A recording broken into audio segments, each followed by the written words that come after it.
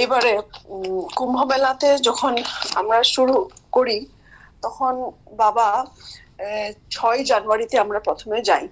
তো 6 জানুয়ারিতে বাবা এলাহাবাদে প্রথমে থাকেন, তারপরে কুম্ভ মেলাতে আমরা ডে ট্রিপ, মানে দিনের বেলা আমরা যাই, তারপর সন্ধ্যাবেলা আবার ফিরে আসি। ওটা একজন ফার্মাসিস্টের বাড়িতে ছিলাম, সঞ্জয়দাই ঠিকঠাক করে দিয়েছিলেন। আর ওখানে বাবা যাওয়ার আগে 6 তারিখে আমি আর মামুনিদি গেছিলাম বাজার করতে খজুয়াতে, রেশন পানি কিনতে, যা যা খরচা দরকার হবে। 9 থেকে 11 জানুয়ারি আমরা ছিলাম আনন্দময় কলোনি, সীতারাম রোড, এটা হচ্ছে এলাহাবাদে। আর ফার্মাসিউটিক্যাল কোম্পানিটা হচ্ছিল একজন ওনারই ভক্ত, বিকাশ ইন্ডিয়া ফার্মাসিউটিক্যাল বলে। তারপর বাবার শিবিরটা ছিল সেক্টর 16 সাঙ্গাম লোয়ার মার্গ। 10 জানুয়ারি বাবা আমাকে একটা ডিউটি দিলেন, যেটা হচ্ছে যত পুলিশ পার্সোনাল আছে, সমস্ত পুলিশ অফিসার যারা যারা ডিউটিতে আছে কুম্ভ মেলার, ওদেরকে প্রণাম করার জন্য আর বাবার একটা কাগজ আমরা ডিস্ট্রিবিউশন করব। তো আমরা গাড়িতে করে গেলাম, আমি অরুণিমা দি, আমরা দুজন। তো তারপর 11 জানুয়ারি একজন মহন্তর সাথে দেখা হয় বাবার, ওনার নাম ছিল 108 মহন্ত ডেভিড গিরি। এই যে ডেভিড মহন্ত, উনি যখন বাবার সাথে পরিচয় হয় তখন উনি হাফ প্যান্ট পরতেন আর উনি কাশির ঘাটে ঘুরতেন, তখন বাবার সাথে দেখা হয়। উনার একটা মানুষ মানে একটা বাঞ্ছা ছিল যে উনি আধ্যাত্মিক লাইনে যাবেন, তো বাবাই উনাকে স্টেপ বাই স্টেপ গাইড করেছিলেন। আর যেহেতু উনার বাবা তো সবাইকে সমান কৃপা করেন, কিন্তু ভক্তের ইচ্ছা অনুযায়ী বাবা ওনাদেরকে গাইড করেন। তো উনার ইচ্ছা ছিল উনি মহন্ত হবে বা আধ্যাত্মিক লাইনে অগ্রসর হবে, আর উনি সাউথ ইন্ডিয়ার ছিলেন। তো আর উনার অরিজিনাল ধর্ম ছিল খ্রিস্টান ধর্ম, তারপরে উনি হিন্দু ধর্মতে এসেছেন। তো বাবা উনাকে তখন অনেক বছর আগে যখন ডেভিড এই কুম্ভমেলায় যখন ডেভিডের সাথে দেখা হলো, ডেভিড গিরির সাথে দেখা হলো, তখন ডেভিড গিরি আমাদেরকে ওনার শিবিরে আসার আমন্ত্রণ করলো, ওনার আখাড়াতে, যেটা সেক্টর 20-তে ছিল। তো আমরা সেক্টর 20-তে গেলাম, বাবা বললো যা দেখা করে আসো। যখন দেখা করতে গেলাম তখন উনি বসা ছিলেন আসনে, আর ওনার কাছে সঙ্গে আরো অনেক মানে মহাত্মা ছিলেন। ওরা ছিলেন উডুপি কৃষ্ণ মঠ, ওখানে ছিলেন। তখন ডেভিড গিরি আমাকে প্রায় 1 ঘন্টা আমার সাথে কথা বললো, আর আমি বেশ অনেকগুলো কথা রেকর্ডিংও করেছি। একটু আরেকদিন এটা বলবো কিভাবে বাবা ওনাকে সাধনা করানো শিখিয়েছে আর কি কি ইনস্ট্রাকশনস দিয়েছে ওনাকে, যেটার ফলে উনি এত মানে এই 108 মহন্ত ডেভিড গিরির উপাধিটা যেটা পেয়েছে, এটা পুরোপুরি বাবার কৃপায়। আর বাবা উনাকে বলেছিলেন তুমি সাধনা করো কন্টিনিউয়াস 9 ঘন্টা 91 ডেজ, আর তুমি সাধনা করবে উডুপি কৃষ্ণ মঠে। জায়গাটাও দেখিয়ে দিয়েছিল বাবা, তুমি এই মঠে এত ঘন্টা এতদিন সাধনা করবে। এটা কিন্তু বাবার নির্দেশে উনি করেছেন। এবার এই কুম্ভ মেলাতেই মানে গত বছর কুম্ভ মেলাতেই উনি মহামন্ডলেশ্বরের উপাধির ওনার পায়। আর তখন উনি এসেছিলেন বাবাকে আমন্ত্রণ করতে, অ্যাটেন্ড করার জন্য। বাবা যেতে পারেনি, কিন্তু যখন মহামন্ডলেশ্বর ওনার উপাধি যেদিন পেল, প্রথম উনি বাবার থেকে উনি এসে আশীর্বাদটা নিলেন। তখন সেদিন 11 জানুয়ারি সন্ধ্যাবেলা বাবা একটা কথা লিখলেন যে আই ডিজায়ার নিদার কিংডম। তো নিদার কিংডম মানে কি কিংডম? দুটো কিংডম, আমি দুটো কিংডমই চাই না। তো কি দুটো কিংডম চাই না? একটা হচ্ছে হেভেন আর একটা হচ্ছে নির্বাণা। আমি স্বর্গেও চাই না আর আমি মুক্তিও চাই না, আমি দুটোই চাই না। আমি কি চাই বলছে, ইংলিশে লিখলো, my only desire is to serve the disconsolate. আমি শুধু গরিবদের সেবা করতে চাই, এটাই আমার একমাত্র ইচ্ছা। তারপর বাবা আরেকটা কথা বললেন, যারা গুরুর উপর নির্ভরশীল তাদের বেশি চেষ্টা করতে হয় না। 17-18 জানুয়ারিতে বাবা আমাকে বললেন কার্ড ডিস্ট্রিবিউশন করো সঙ্গমে, আর বর্ষানার সাধুদের সাথে দেখা করো, আর ওনাদেরকেও কার্ড দাও। তারপর আরেকদিন বাবা নিয়ে গেলেন শুধু ভস্ম পড়া সাধু, মানে নাগা বাবা, এদেরকে কার্ড দেওয়ার জন্য, এদেরকে বিশেষ আমন্ত্রণ করার জন্য। তারপর 19শে জানুয়ারি আমরা হাইকোর্ট, এলাহাবাদ হাইকোর্টে গেছিলাম, আমি, রিঙ্কু, অরুণিমাদি আর টুইন। আমরা গিয়ে ওখানে সবাইকে আমন্ত্রণ করে আসলাম। তারপর 20 জানুয়ারিতে আমরা গেলাম ঝুঁসি আর এলাহাবাদ স্কুলে কার্ড ডিস্ট্রিবিউশন করতে। 21শে জানুয়ারিতে বাবা একটা স্পেশাল ইনস্ট্রাকশন দিল আমাকে আর রামকুমার যাদব জিকে। ওনারও দেখা হয়েছিল বাস রিসেন্টলি, আর উনিও এই কুম্ভ মেলায় উনি পুরো পরিবার সহিত উনি দীক্ষা নিলেন বাবা থেকে। তো আমাকে আর ওনাকে বললো যে তোমরা আজকে যাও, কুম্ভ মেলার যত যাদব আছে, এই যে যারা গরু মানে গরুর দুধ বিক্রি করে যাদব, এদের যে মারা আছে এদেরকে তুমি আমন্ত্রণ করো। এদেরকে কেউ কিন্তু আমন্ত্রণ করতে যায় না বা এদেরকে কেউ জিজ্ঞেসও করে না, কিন্তু এরা খুব মানে খুবই ভক্ত আর এরা ভগবানের সেবা করে সবসময়। আর বাবা বললো যে এদেরকে আমন্ত্রণ করে আসো। তখন আমার একটা কথা মনে পড়লো, যেভাবে কৃষ্ণ গোপীদেরকে ডাকতে যায় ঠিক সেভাবে বাবা বললো যে এদেরকে ডাকে আসো। তো 21শে জানুয়ারিতে বাবা প্রথম দান করলেন কুম্ভ মেলায়, যেখানে 650 জন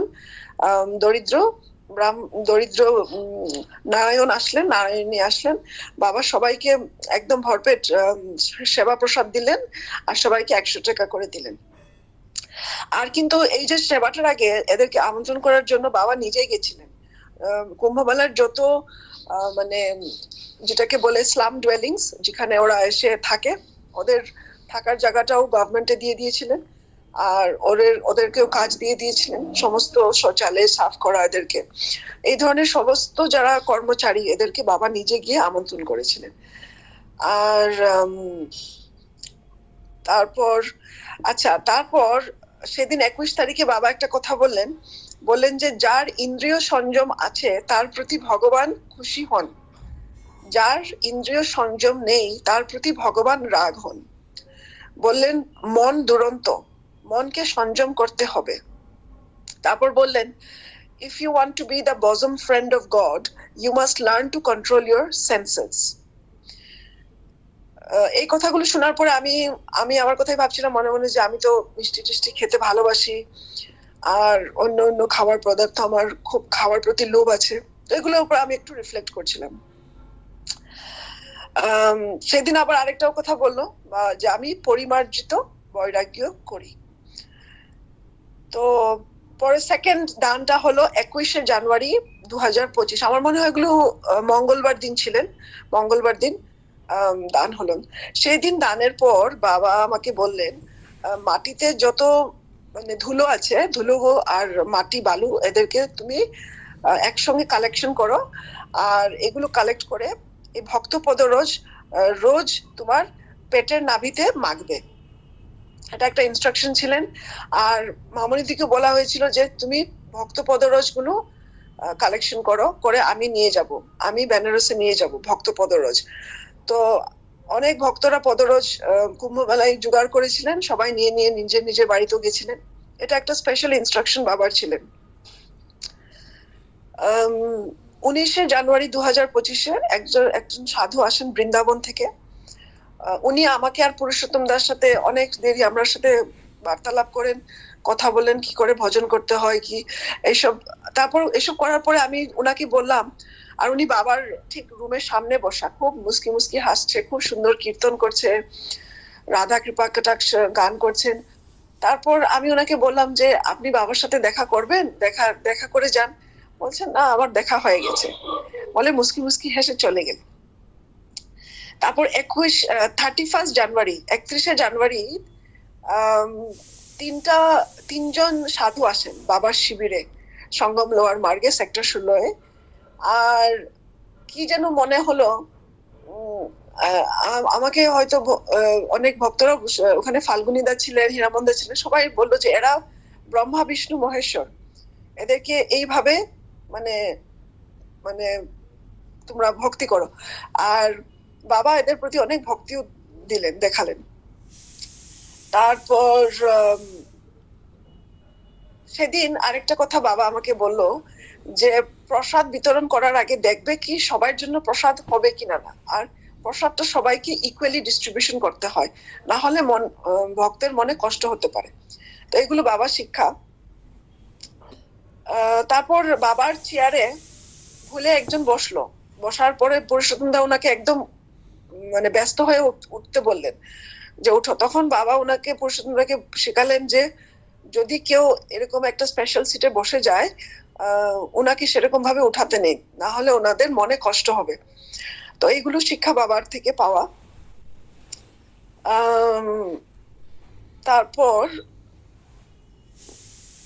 একই ফেব্রুয়ারিতে আবার বাবার সাথে গিয়ে আমরা অনেক নাগা সাধুকে আমন্ত্রণ করলাম। তারপর বাবা কুম্ভ মেলায় কয়েকটা শিবিরে বারবার যেতেন, বারবার বলতেন এখান থেকে বুকস নাও, কালেকশন করো। এটা একজন ছিলেন, একটা শিবির ছিলেন যথার্থ গীতা, স্বামী অর্ঘরানন্দ, যার সাথে বাবার দেখা হয়েছিলেন। একদিন সেরকম করে আসতে ডিস্ট্রিবিউশন করার পরে বাবা ছিলেন গাড়িতে, হঠাৎ আমাকে বললেন, গাড়িতে শুধু আমি আর বাবা ছিলাম, বাবা হঠাৎ আমাকে বললেন এই কাপড়াঙ্গা ফলগুলো তুমি নিয়ে নাও, তোমার যতটুকু চাই তুমি নাও। আসলে কাপড়াঙ্গা ফল ছিলেন আমার আমার খুবই মানে আমি গোপনীয় জিনিস, আমি কাউকে প্রকাশও করিনি, বাবাকে তো করিই নেই, কাউকে আমি কেউ জানে না যে কাপড়াঙ্গা আমার খুবই প্রিয় বা আমি ওটার হেলথ বেনিফিটসটা খুব আছে, আমি পছন্দ করি। কিন্তু বাবা সেটা বুঝতে পারলেন, আমাকে বললেন তুমি নিয়ে নাও, তোমার যতটুকু চাই তোমার নিয়ে নাও। তো আমি সঙ্গে সঙ্গে গাড়ি থেকে নেমে নিয়ে নিলাম। তো সেদিন নাকি পরের দিন বোধহয় একটা স্পেশাল আমন্ত্রণ করা হয়েছিল 10 জন ডাক্তারকে, 10 জন ডাক্তারকে আমন্ত্রণ করা হয়েছিল। আর বাবা আমাকে ইনস্ট্রাকশন দিয়েছিল যে এদেরকে তুমি বিশেষভাবে খেয়াল রাখবে, এদের সেবা তুমি করবে। তো অ্যাকচুয়ালি যখন আমি প্রথম বাবাকে দর্শন করি অনেক বছর আগে, তারপর খারুবাজে যখন বিষ্ণু যজ্ঞ হয়, তখন বাবা আমাকে শুধু একটাই সেবা দিত, সেটা হচ্ছিল পাতা সেবা তোলার ডিউটিটা, সেবাটা আমার ডিউটি ছিলেন। তো আমি ওই সেবাটা আমার মনে পড়ে, আমি ভাবলাম বাবা যেহেতু বলেছে এদের সেবা করতে, আমি এদেরকে সেবা তো করবোই, প্লাস এদের প্লেট গুলো আমি মানে মাজবো, আর এদের মানে সেবার পরে আমি এদের ইয়েগুলো পাত্তাল গুলো আমি ধোবো। তো সেটা আমি মনে মনে ডিসিশন নিয়ে নিয়েছি। তো এরপরে যখন সেবা করে উঠলো, আমি খুব যত্ন করে এদের প্লেট গুলো আমি সাইড করে, কয়েকজন তো থালা দিতে রাজি না, তো আমি বললাম এইখান এই কোনাটায় আপনি রাখুন। তো আমি খুব নজর দিচ্ছি যে বারবার মানে এইখানে যেন কেউ না আসে, মানে এটা চান্সটা যেন আমিই পাই। তো যখন প্লেট গুলো সবাই যখন চলে গেল, তখন আমি একটু যখন টাইম পেলাম, তখন আমি প্লেট গুলো নিয়ে, বাইরে কল থাকে, শিবিরের বাইরে কল ছিলেন বাবার ক্যাম্পের বাইরে, সেখানে একটা নলের মধ্যে সবাই প্লেট থালা বাটি ধোয়, তো আমি 10টা প্লেট নিয়ে ওখানে ধোয়ার জন্য আমি নিলাম। তখন কেউ ছিল না আশেপাশে, তো আমি প্লেট গুলো ধুয়ে, আমার তো খুব মনটা খুব খুশি, আমি এই সেবাটা পাচ্ছি। যে মাত্র আমি প্লেট গুলো রাখলাম, রেখে আমি ফার্স্ট প্লেটটা যে মাত্র আমার হাতে নিয়ে আমি জাস্ট ধোয়া শুরু করলাম, জানি না কোথা থেকে একজন লম্বা করে একজন লোক এসে আমার থেকে প্লেটটা কেড়ে নিল। কোনো কথাবার্তা নেই, প্লেটটা চট করে কেড়ে নিয়ে বললো আমি ধোবো। আমি বললাম যে না, এটা আমি করব। কিছুতেই রাজি না। এই লোকটা কিন্তু আমাদের কোনো ভক্তও না, কেউ না, একদম অচেনা লোক, এসে আমার থেকে প্লেটটা একদম জোর করে কেড়ে নিল, আর সব প্লেট গুলো নিজেই নিয়ে নিল নিজের কাছে নিয়ে। এই দৃশ্যটা দেখে তো আমি খুব আশ্চর্য হলাম, আর একটু সন্দেহ করলাম কে আসলো। তারপর আমি ওর এই কাণ্ড কীর্তি দেখে আমি আশেপাশে হীরামন্দা ছিল, ফাল্গুনিদা ছিল, এদেরকে ডাকলাম, তোমরা আসো তো, এই যে কে আমার থেকে প্লেট কেড়ে নিয়ে গেল, দেখো। এরাও দেখছে। তো এই যে লম্বা করে যে লোকটা, সাধু ড্রেস না, ওর কিন্তু একটা হলুদ পিতাম্বরধারী একটা শার্ট, পাঞ্জাবি কুর্তার মতন পরা, আর আর প্যান্ট পরা। আর ও কি করছো, প্লেট গুলো সাইড করে তো রেখেছেই, প্রথমে ও কি করলো, নিখুঁত ভাবে পুরো কলটা সাফ করলো, তারপর কলের আশেপাশে যত জাবরা ছিল, যত নোংরা ছিল, ওগুলো সাফ করলো। তারপর কলের যে যেখানে জল পড়ে ওই জায়গাটা, নলটা, ওই জায়গাটাও সাফ করলো, মানে নিখুঁত ভাবে কাজ করছে ও। লাস্টে যখন পুরোটা সাফ হলো, তারপর থালাগুলো ও নিজের হাতে ধোয়া শুরু করলো, একটার পর একটা করে ধুলো। আর আমরা ওকে প্রশ্ন জিজ্ঞেস করছি, ও ইগনোর করছে আমাদেরকে, একটা প্রশ্ন আমরা উত্তর পাচ্ছি না, যে আপনি কে, কি কেন এসছেন এখানে, কি। আমিও জিজ্ঞেস করছি, হীরামন্দাও জিজ্ঞেস করছে, ফাল্গুনি দাও, আমাদেরকে ও না পাত্তা করে ও নিজের কাজ করছে। আচ্ছা, তারপর প্লেট গুলো সাফ করে নিয়ে রাখলো। এটা তো উনি মানে স্যাটিসফাইড না। এরপরে উনি কি করলো, বাবার যে বিটাটা, যেখানে গোবর লেপন হয় রোজ, সেই যেখানে সাধন সাধিমা অনিমা সাধি দিদি যেখানে রোজ লেপন করতেন, ওইখানটায় উনি যত কাচরা আছে, যত জাবর আছে, সব নিজে মানে একটা থেলার মধ্যে উনি মানে কালেকশন করা শুরু করলেন। এই সমস্ত কাজ যখন করা শুরু করছে, আমি আবার গেছি ওনার কাছে, গিয়ে জিজ্ঞেস করলাম, আপনি কে, বলুন না কি করছেন? বলছেন, দেখুন আমাকে আমার কাজ করতে দাও, আপনারা আপনার কাজ করো, আমার কাজে আমাকে বাধা দেবেন না। আচ্ছা ঠিক আছে, এগুলো করছে। লাস্টে যখন সব কাজ সারলো, তারপর উনি একটু চেয়ারে বসলেন, তখন আমরা ওনাকে ঘেরিয়ে ধরলাম। ঘেরিয়ে ধরে আমরা বললাম, আচ্ছা আপনি পরিচয় দিন কে। আচ্ছা, তার আগে যখন আমি বারবার জিজ্ঞেস করছি, উনি শুধু ওনার ট্যাটুজ, হাতের মধ্যে ট্যাটুজ এর দিকে আমাকে পয়েন্ট করছে, আর একটা অদ্ভুত ভাষাতে কথা বলছে, যেটা ভাষাটা আমি বুঝতে পারিনি। আচ্ছা, যখন বসলেন তখন উনি হিন্দিতে শুরু করলেন বলা। তারপর বললেন ওনার নাম কি, বললেন পুরুষোত্তম। আচ্ছা ঠিক আছে, তারপর উনি আমাদেরকে কয়েকটা উপদেশ দিলেন। আর উপদেশগুলো মানে খুবই সুন্দর। আনফর্চুনেটলি আমি এগুলো নোট করিনি, এই জন্য আমার মনে নেই কি কি বললেন, আধ্যাত্মিক কথাই বললেন। তারপর উনি ওনার একটা পকেট থেকে 3টা ময়ূরের পাখা বের করে আমাদেরকে দিলেন। একটা ময়ূর পাখা আমি পেলাম, একটা বোধহয় হীরামন্দ পেয়েছে, আর একটা আরেকজন পেল। 3টা ময়ূরের পাখা। তো ময়ূর পাখাগুলো শেষ হয়ে গেল, তারপর আমি আমারটা ওনাকে দেওয়ার পরে বললো যে এই ময়ূর পাখাটা সবসময় সঙ্গে রাখবে, তোমাদের কখনো কোনো অভাব হবে না। তারপরে যখন আমি দেখলাম যে ওনার তো কাছে এখন ময়ূরের পাখা নেই, সব দিয়ে ফেলেছে, তো আমারটা ওনাকে আমি আবার রিটার্ন করলাম, যে এটা আপনি রাখুন, আপনার তো শেষ হয়ে গেছে। এটা করাতে আমাকে ইঙ্গিত দিল সবাই যে এটা করবে না, দিয়েছে যখন তুমি নিয়ে নাও। তো এটা একটা অলৌকিক ঘটনা।